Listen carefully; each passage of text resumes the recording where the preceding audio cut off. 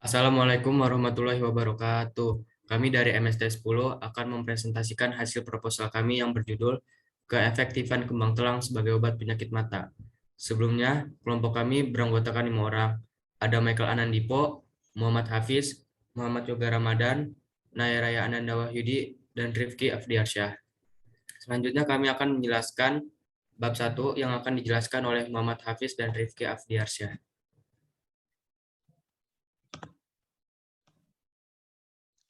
Bab pertama, pendahuluan. Yang pertama adalah latar belakang.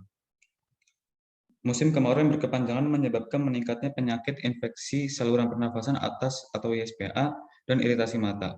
Selain itu, banyaknya jumlah kendaraan bermotor juga menjadi pemicu terakumulasinya debu di udara. Hal ini menyebabkan gangguan pada mata, khususnya iritasi mata. Debu atau virus yang berterbangan menempel ke bola mata dapat menyebabkan mata berair dan gatal, serta iritasi mata. Bunga telang berfungsi untuk menyehatkan berbagai jenis penyakit mata, mulai dari kelelahan mata, penglihatan yang mengabur, glaukoma, kerusakan retina, dan lain sebagainya. Bunga telang mengandung antioksidan seperti flavonoid dan antosianin yang baik untuk memperbaiki sel-sel tubuh termasuk sel saraf.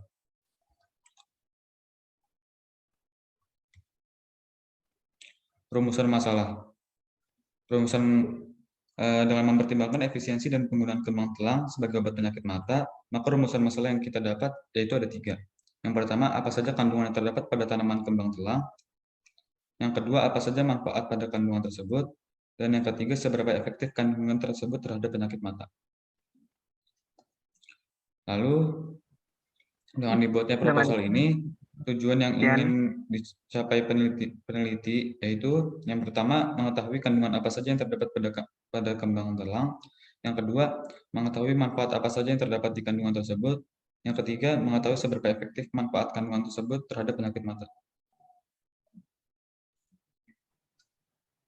Selanjutnya hipotesisnya itu terdapat antioksidan yang terdapat di kembang telang lebih banyak dari tanaman yang ada pada tanaman lainnya. Antioksidan mengandung flavonoid dan antosianin untuk memperbaiki sel-sel tubuh termasuk sel saraf.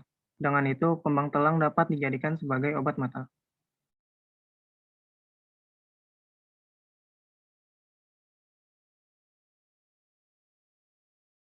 Selanjutnya ada tinjauan pustaka. Tinjauan pustaka ini ada 3. Yang pertama definisi, ciri-ciri, dan kandungan kimia. Yang pertama ada definisi. Bunga telang dalam bahasa Inggris disebut sebagai Butterfly karena bentuknya yang menyerupai kupu-kupu. Memiliki nama latin Clitoria ternatea. Bunga ini diyakini berasal dari Amerika Selatan, bagian tengah yang menyebar ke daerah tropis sejak abad 19, terutama ke Asia Tenggara, termasuk Indonesia.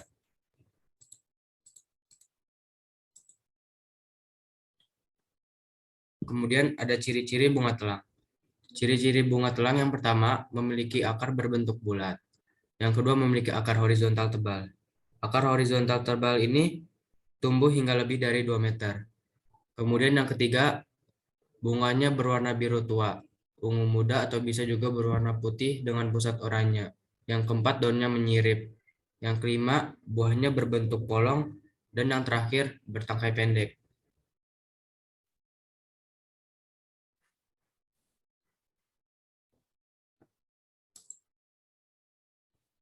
Kemudian ada kandungan kimianya.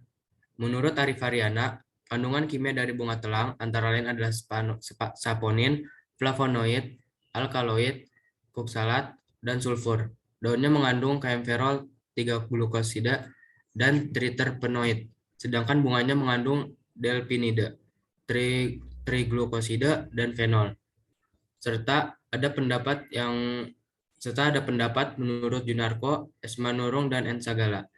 Mereka menyatakan bahwa senyawa kimia yang berhasil diteliti pada mahkota bunga telang mengandung 14 jenis flavonol, glikosida, dan 19 antosianin.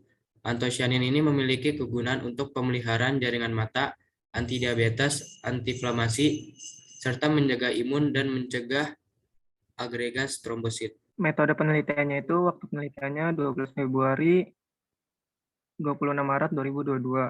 Tempat penelitiannya yaitu rumah dan Zoom meeting. Alatnya itu yang pertama gelas ukur, 2 pengaduk, 3 saringan air, 4 wadah atau alat lain untuk menyimpan hasil saringan air kembang telang. Bahannya kembang telang yang sudah bersih sebanyak 5 kuntum atau 2 air sebanyak 50 ml air.